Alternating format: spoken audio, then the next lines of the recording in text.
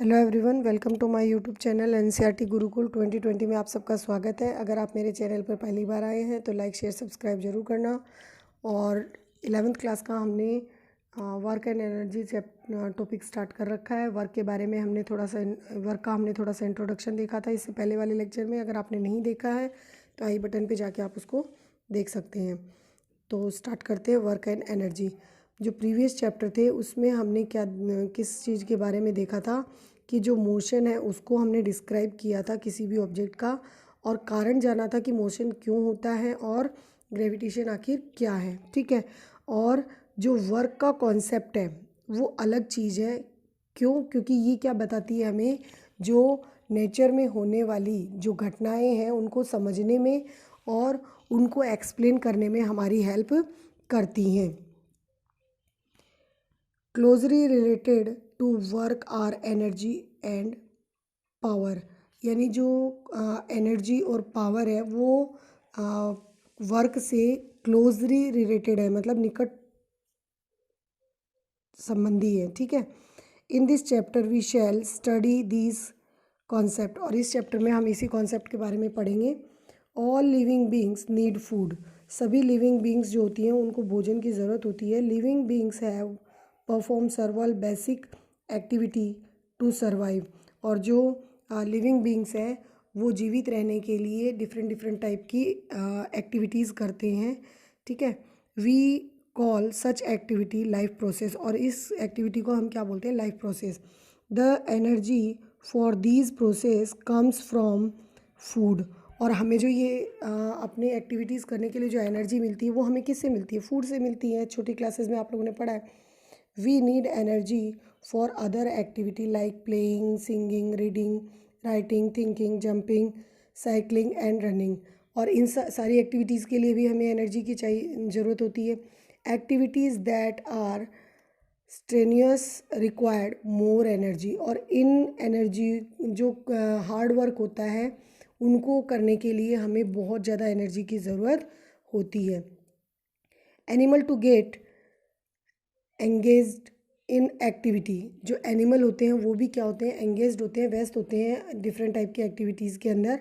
For example they may pull and run, वो क्या करते हैं? जैसे उन्हें दूसरे जो क्या करते हैं, दौड़ते हैं, कूदते हैं। ठीक है। They have to fight, move away from enemies, find food और find a safe place to live, उन्हें सुरक्षित जगह ढूंढने के लिए, भोजन ढूंढने के लिए और अपने शत्रुओं से रक्षा करने के लिए क्या करना पड़ता है? बहुत सारे एक्टिविटीज़ करनी पड़ती है। जैसे शत्रुओं से बचने के लिए उन्हें लड़ना पड़ता है। ठीक है। Also we engage some animal to lift weight, और कुछ एनिमल्स का यूज़ हम किस में करते हैं? वजन उठाने में भी करते हैं। कैरी लोड्स, भार उठाने में करते हैं। पुल कार्ट्स, गाड़ी को खींचने में यूज़ करते हैं। प्लग, हल जोतने में भी करते हैं। All these activity require energy, और सभी में किसकी ज़रूरत होती है? एनर्जी की ज़रूरत होती है। Think of machine,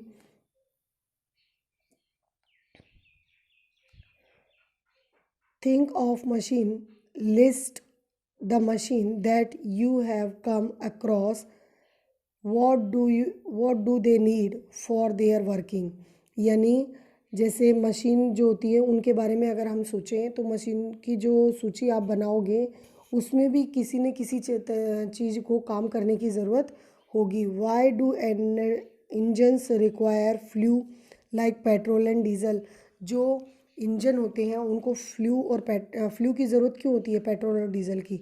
why do living beings and machine need energy, और इन सबको एनर्जी की ज़रूरत क्यों है? जैसे मशीन हुई, लिविंग बींग्स हुई, इनको एनर्जी की ज़रूरत क्यों है? अब देखते हैं वर्क क्या है। जैसे पहले में देख चुके हैं लेकिन फिर भी एक बार देख लेते हैं हम। What is work? There is a difference in a way we use the term work in a day to day life, जो हम प्रतिदिन काम करते हैं उसके अलावा वर्क की जो टर्म है वो अलग है। कैसे? The way we use it in science, और ये क्या है? साइंस की लैंग्वेज में अलग है। ठीक है। To make this point clear let us consider a few example, कुछ एग्जाम्पल देख लेते हैं। जैसे Kamali is preparing a examination, she spend a lot of time study, she read books. यानी जो कमली है वो अपने एग्जामिनेशन की तैयारी कर रही है और वो अपना अधिकतम समय क्या करती है, स्टडी पे व्यस्त करती है, बुक्स पढ़ती है और क्या करती है, draw diagram, organise her thoughts. और जो है डायग्राम बनाती है और क्या करती है, जो प्रश्न पत्र होते हैं या फिर अपने विचार जो होते हैं, अपने थॉट जो होते हैं, उनको ऑर्गेनाइज करती है, व्यवस्थित करती है। Collect question papers, question paper collect करती है। अटेंड क्लासेस, क्लास अटेंड करती है।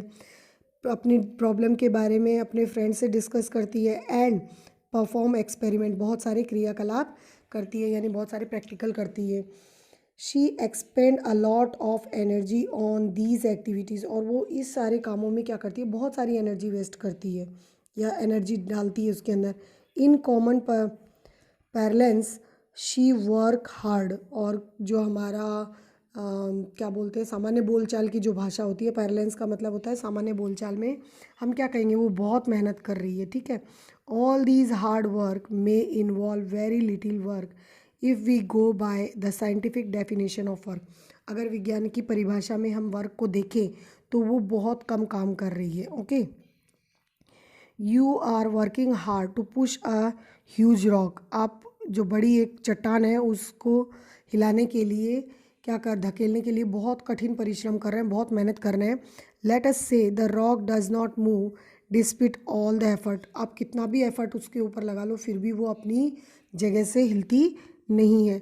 यू गेट कंप्लीटेड एग्जिस्टेड, यानी आप पूरी तरीके से क्या हो चुके हो, थक चुके हो। However you have not done any work on the rock as there is no displacement of the work rock, यानी अगर आपने रॉक जो चट्टान थी उसको अपनी जगह से नहीं हिलाया, उसमें विस्थापन नहीं हुआ, डिस्प्लेसमेंट नहीं हुआ, तो क्या है इसका मतलब, वहाँ कोई काम नहीं हुआ, वर्क नहीं हुआ। You stand till for a few minute with a heavy load on your head, अगर आप कोई बोझा अपने सिर पर लेकर खड़े हो तो भी वो कोई काम नहीं है। यू गेट टायर्ड, आप थक जाते हो। You will have exerted yourself and have spent quite a bit of your energy, यानी आपने पूरी कोशिश की और बहुत सारी अपनी एनर्जी भी वेस्ट कर दी उस जो बोझे को उठाने में, ठीक है। Are you doing work on load, क्या आपने उस लोड पे कुछ काम किया। The way we understand the term work in science, work is not done, और यहाँ पर भी वर्क नहीं हुआ है। You climb up a step of staircase and reach the second floor of a building just to see a landscape, यानी आपने क्या किया, जो लैंडस्केप है उनको देखने के लिए, प्राकृतिक जो दृश्य है उनको देखने के लिए आप सीढ़ियों से चढ़कर ऊपर चले गए नेक्स्ट फ्लोर पर। You may even climb up a tall tree, आप पेड़ पर चढ़ गए। If apply a scientific definition these activities involve a lot of work, और यहाँ पर क्या है, इसका मतलब ये है कि यहाँ पर वैज्ञानिक परिभाषा क्या कहती है, यहाँ पर बहुत ज़्यादा काम हुआ है क्योंकि डिस्प्लेसमेंट हुआ। In day to day life we consider any useful physical और मेंटल लेबर एज वर्क, यानी जो हम अपने जो डे टू डे लाइफ के अंदर जितने भी क्रियाकलाप करते हैं, जितनी भी एक्टिविटीज़ करते हैं, उसके अंदर जो हम शारीरिक और मानसिक क्या समझते हैं उसके अंदर, कि हमने वर्क किया है, फिज़िकल और मेंटल वर्क किया है हमने उसके अंदर।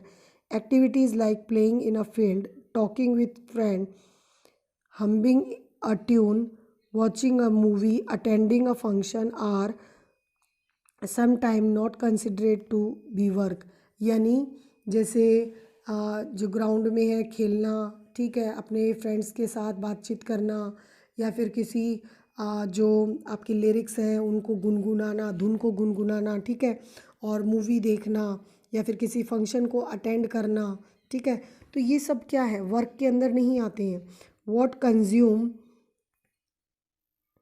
What constitutes work depend on the way we define it, यानी ऐसी कौन सी परिभाषा है जिससे हम वर्क को परिभाषित कर सकते हैं, ठीक है।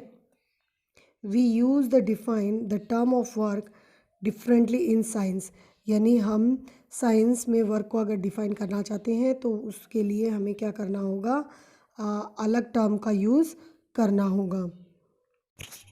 Thank you guys for watching my video.